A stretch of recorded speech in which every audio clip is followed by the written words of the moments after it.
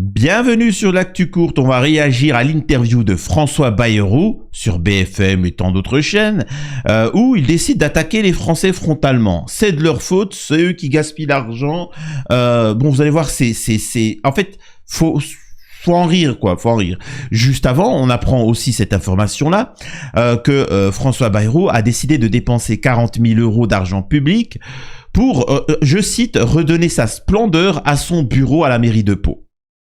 Je rappelle aussi que tous les députés, les sénateurs, les choses comme ça se sont augmentés à plusieurs reprises à coût de 300 € par mois, par ceci et cela. Je le répète, ce sont des parasites qui s'engraissent allègrement et tant que le peuple ne se réveillera pas, eh ben ils continueront. Je rappelle aussi que François Bayrou, ça fait 40 ans qu'il fait de la politique, qu'il vit des aides de nous, hein, c'est-à-dire avec nos impôts, mais qui n'a jamais travaillé. Et pourtant, Bayrou, excusez-moi de vous dire ça,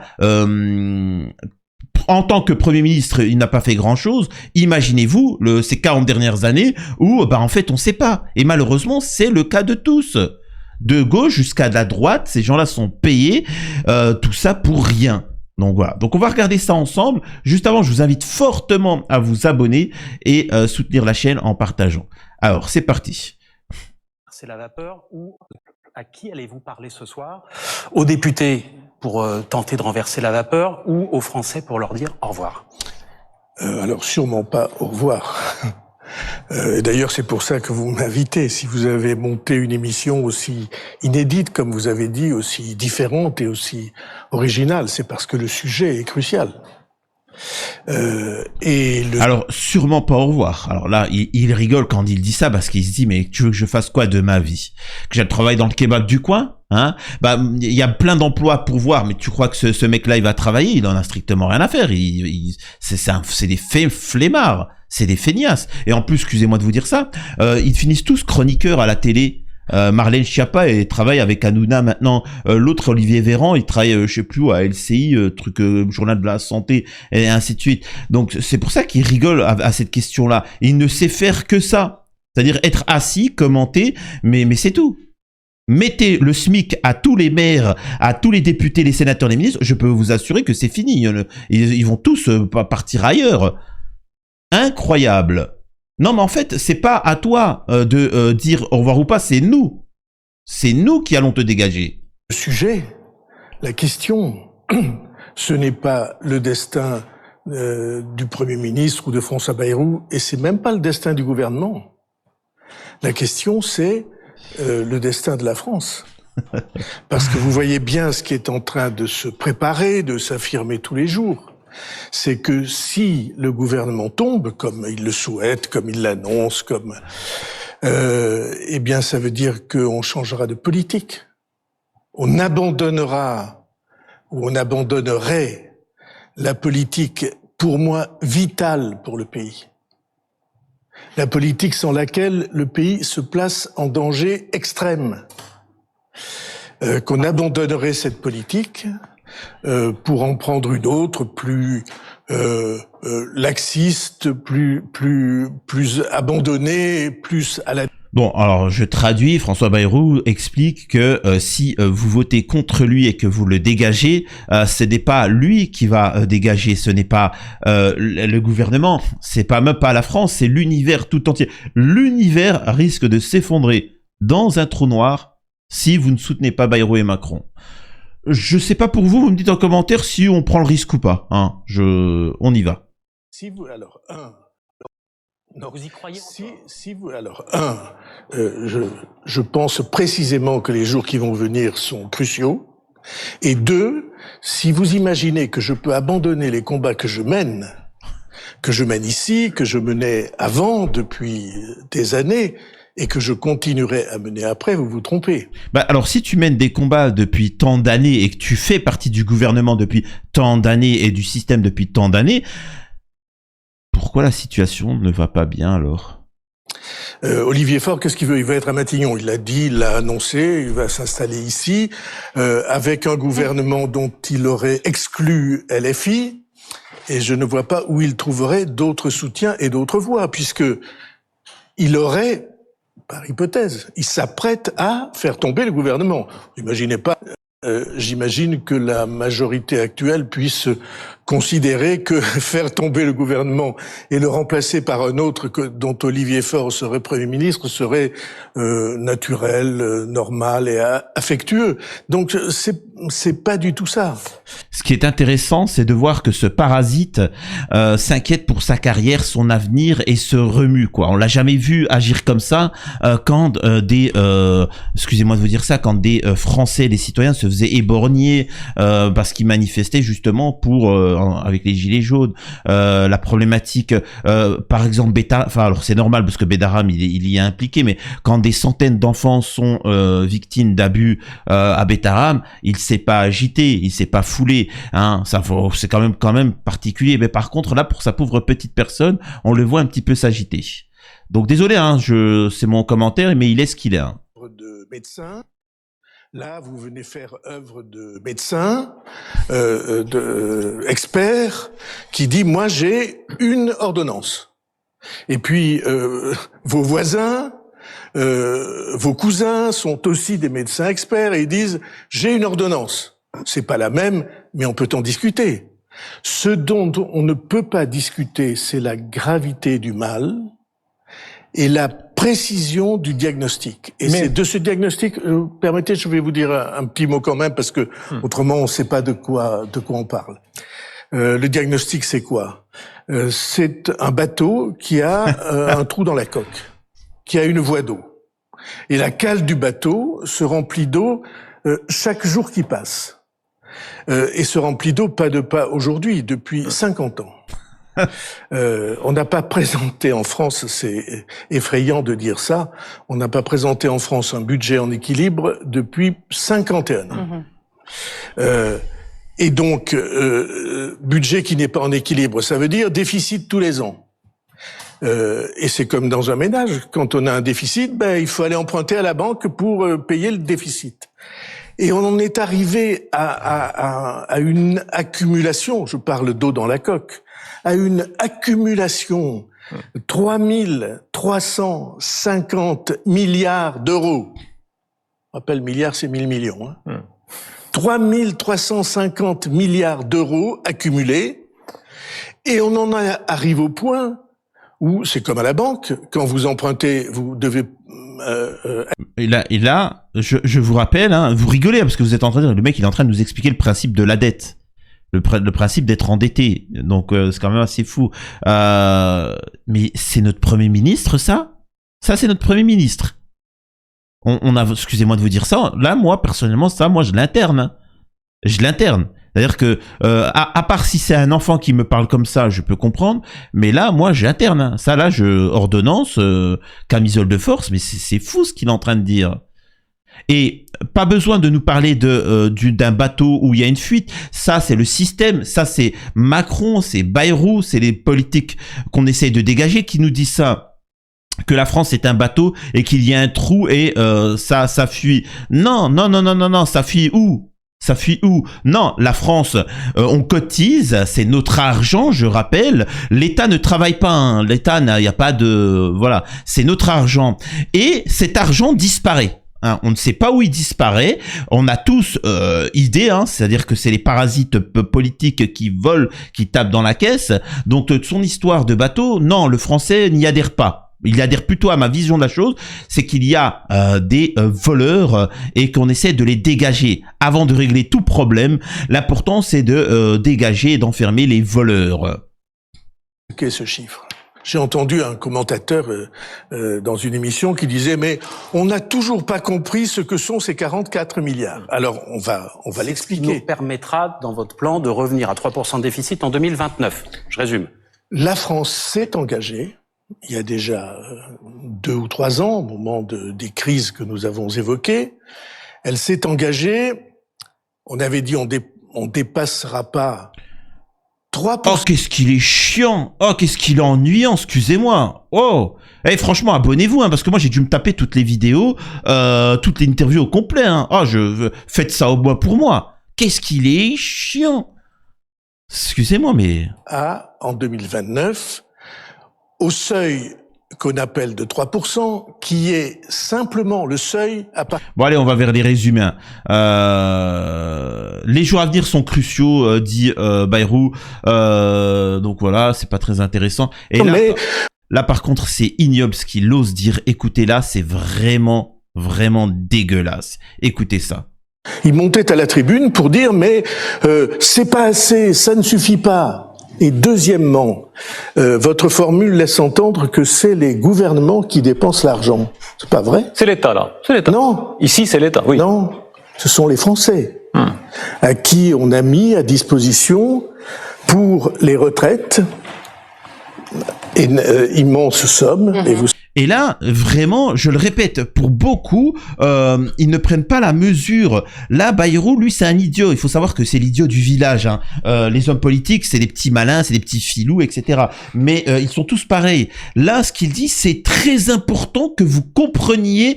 Là, il dit la vérité. Autant il fait du media training, il s'exprime un peu maladroitement parce qu'il est hypocrite. Hein. Mais là, il vous dit, il vous crache la vérité au visage. Écoutez ce qu'il dit. C'est très important et je vous explique les points importants à retenir. Les retraites. L'État là. C'est l'État. Non. Ici c'est l'État. Oui. Non.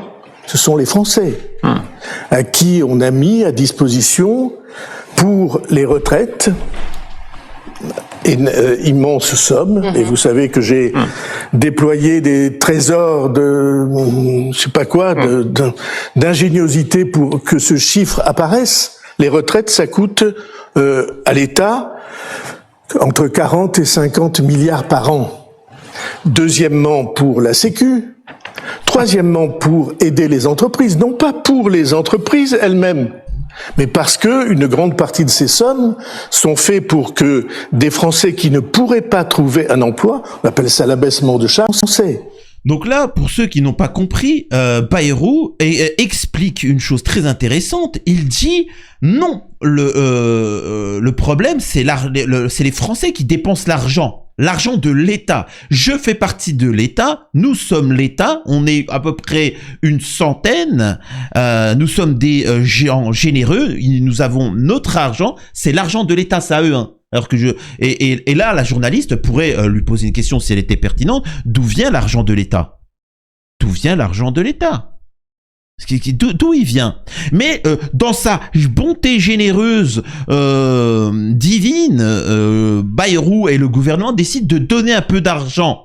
Un peu trop même. Et donc, il donne de l'argent à ces gueux de Français, tous, hein, parce que vous tous, hein, à ce qu'on appelle la retraite, bande de feignasses. Et en plus de ça, ces feignasses de Français ne se prosternent pas devant l'État, le gouvernement. C'est ce qu'il pense, c'est ce qu'il dit. Hein. Et il dit exactement ça. Ces Français ne se prosternent pas devant nous, alors qu'on leur permet de payer des médecins, des hôpitaux, de se soigner, bande de feignasses.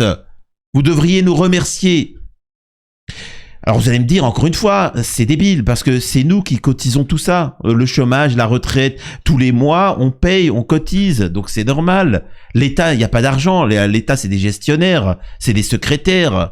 Ils sont là pour gérer l'argent à la base. Mais c'est pas ça. L'important, c'est de montrer ce qu'ils pensent. Là, il vous dit clairement ce qu'il pense. Nous sommes l'État et nous vous donnons.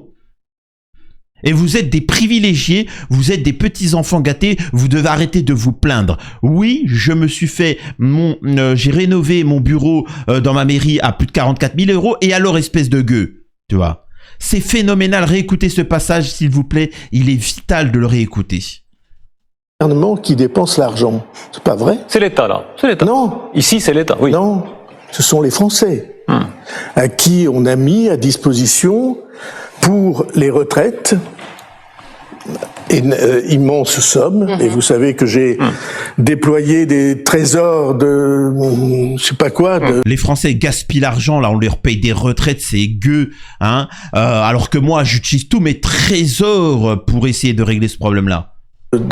D'ingéniosité pour que ce chiffre apparaisse. Les retraites, ça coûte à l'État entre 40... Ça coûte à l'État. Non, c'est les Français en fait qui cotisent. Ça coûte rien à l'État. L'État n'a rien du tout. Hein. C'est de la redistribution. C'est ce qu'on appelle la redistribution. C'est phénoménal ce qu'il est en train de dire. Mais on vit dans un pays aussi où quand tu poses de l'argent dans une banque, la banque t'empêche de retirer cet argent-là et te demande des justificatifs quand tu veux le gaspiller. Qu'est-ce que vous voulez que je vous dise? Vous êtes dans une dictature et on essaie de vous divertir en vous en parlant de l'Algérie, ça a fonctionné. Qu'est-ce que vous voulez que je vous dise? Vous vivez dans une dictature. Point barre. C'est factuel. C'est bon. C'est pas parce que c'est multicolore que ce n'est pas une dictature. Vous avez voté contre l'Union européenne, vous en êtes. Vous avez voté contre ce gouvernement. Il y a eu le nouveau Front populaire et le RN qui sont arrivés en tête. Vous n'avez ni l'un ni l'autre. C'est une dictature.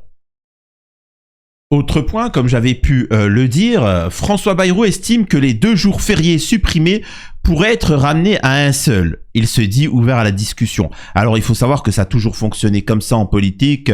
Il vous explique qu'ils vont vous enlever tant de votre salaire, vous faire payer tant et ainsi de suite. Et ensuite, suite à des négociations très difficiles, très tendues avec des syndicalistes, eh ben finalement on va vous enlever juste la moitié de la somme prévue, etc. Alors que tout était prévu depuis le début.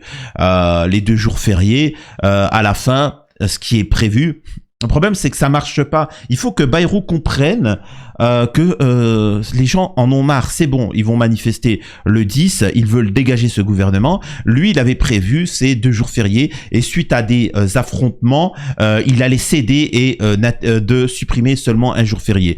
Ça ne marche plus comme l'histoire de l'Algérie. 90% de la politique française a été de critiquer l'Algérie, mais les Français, vu leur situation, ils ont, voilà, c'est bon. Le El Morjan, la pâte à tartiner El Morjan, elle a été interdite. Maintenant, voilà, c'est trop tard, faut passer à autre chose. C'est ça qui est phénoménal avec ce gouvernement. On voit que Sonia Mabrouk là lui a mis le nez sur ses responsabilités et ça c'est intéressant à regarder. Ce que Bayrou et Macron n'ont pas compris, c'est que les gens ne veulent pas de solutions. Ils ne veulent pas que Bayrou propose des solutions. Ils ne veulent pas que Macron propose des solutions. Alors certains macronistes en commentaire vont me dire « Ah bah tu vois ». Tu veux pas discuter, vous êtes au pouvoir depuis 2 mandats. C'est la fin du mandat. Vous avez eu votre chance 2 fois. Rien n'a été fait. Ça a été une catastrophe. Ne venez pas parler. Les Français veulent que vous partez, que vous dégagiez. Stop. Les solutions, fallait les proposer quand vous avez été élu lors du premier mandat. Point. Donc c'est tout. Ne se rendaient-ils pas compte du travail qu'ils ont fait ? François Bayrou. Mais moi, je m'en rends compte. Au-delà des chiffres, est-ce qu'on peut parler... Non. Il y a une question importante que vous évitez depuis le début de cet entretien, c'est celle, pardonnez-moi, j'insiste, c'est celle de la responsabilité. Vous avez parlé des députés. Vos députés MoDem, Monsieur Bayrou, ont voté tous les budgets déficitaires depuis 2017. Eh bien... Vous-même, vous avez porté au pouvoir et accompagné, et vous avez eu un rôle actif, un président de la République qui a aujourd'hui précipité la dette. 1300 milliards depuis 7 ans. Si je remonte à une autre époque, Monsieur le Premier ministre, à une époque pas si ancienne, un ancien président de la République, Nicolas Sarkozy, a bataillé pour le non-remplacement d'un fonctionnaire sur 2 partant à la retraite. Et à l'époque, je me souviens très bien, vous y aviez dit, ce n'est pas comme ça qu'on va trouver des économies. Ma question est simple. Vous nous dites aujourd'hui en sincérité et en vérité que vous avez lutté contre la dette, mais vous avez voté pour la dette. Alors n'êtes-vous pas responsable de la situation en tant que les autres, Monsieur François? Alors si vous croyez que vous allez, avec le sourire et gentiment, m'entraîner, qu'on vous doit, m'entraîner à ne pas répondre à la question que j'avais proposée. Donc voilà, on voit qui bégaye encore une fois. Oui, ils sont tous responsables. Ce sont tous des politocards. C'est un système pourri qui se défendent. C'est un théâtre. Ils se critiquent, ils se truquent. Et ils profitent depuis 40 ans, payés avec nos impôts. Ce qui est assez incroyable. Donc voilà, c'est assez dramatique, mais c'est nous qui payons notre situation en France. Je le rappelle que nous sommes un pays quand même assez riche, assez développé. Nous sommes le pays qui sommes le plus taxé au monde et on a les services sociaux les plus pourris au monde. On a le système de santé le plus pourri au monde. Je sais que je choque quand je dis ça parce que justement François Bayrou, Emmanuel Macron, Nicolas Sarkozy, François Hollande vous ont expliqué que vous étiez le seul pays où il y avait des médecins, le seul pays où il y avait une carte vitale, le seul pays où il y avait des hôpitaux, ce qui fait rire tout le monde. À l'étranger, ils se marrent tous. En Afrique, ils se marrent. Aux États-Unis, ils se marrent. En Suisse, ils se marrent. Vous faites rire tout le monde. Nous avons les services les plus pourris au niveau des policiers, de la justice et ainsi de suite. Il y a 3 fois plus de juges en Allemagne qu'en France. Forcément, les autres... Enfin, soyons sérieux. Il y a un moment, je veux bien que vous soyez chauvin, mais où est l'argent, quoi? Où est l'argent? C'est ça qu'il faut se dire. Je pourrais continuer mon analyse en parlant du fait que Bayrou s'exprime sur l'immigration et ainsi de suite, mais en fait, je m'en fiche. Je ne veux pas l'entendre sur l'immigration, sur la dette ou quoi que ce soit. Il faut qu'ils dégagent tous, c'est tout. Dites-moi si vous êtes d'accord avec moi. À la prochaine sur l'Actu Courte.